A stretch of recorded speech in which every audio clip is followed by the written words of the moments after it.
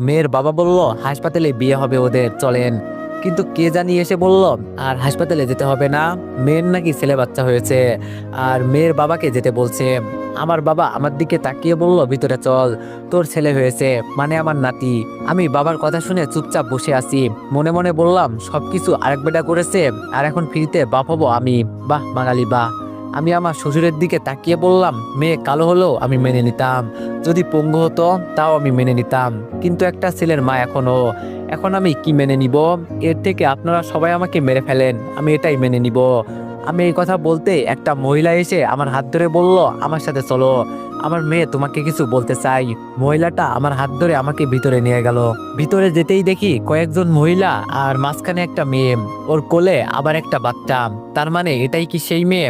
মানতে হবে মেয়েটা সুন্দর আছে, চোখ রাখা যায় না মেয়েটার উপর, এতটাই সুন্দর। মেয়েটা নিজের মাকে রেখে সবাইকে যেতে বলল।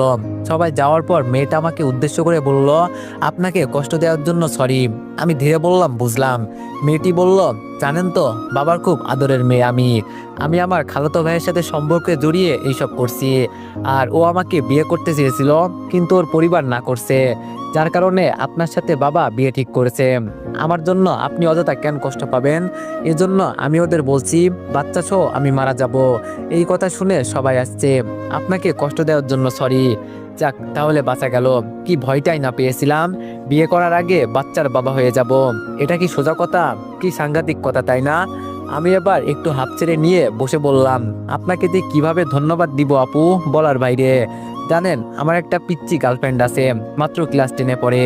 ও যদি জানতো যে আমার বিয়ে হয়ে গেছে সরাসরি আত্মহত্যা করতো জানেন আপু। মেয়েটি বলল এত পিচ্চি মেয়ের সাথে প্রেম করা ভালো না।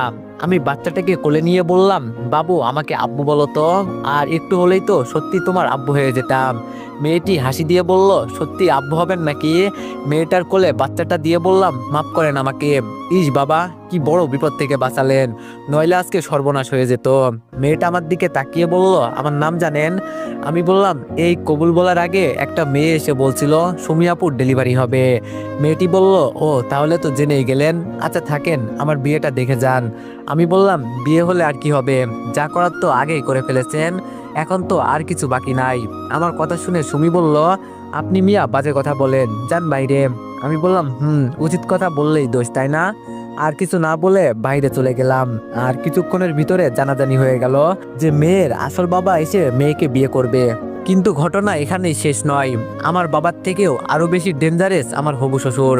আমি যখন চলে যাব তখন আমাকে ডাক দিয়ে বলল এই ছেলে এদিকে আসো। মনে মনে বললাম হয়তো আমার কাছে মাপ চাইবে।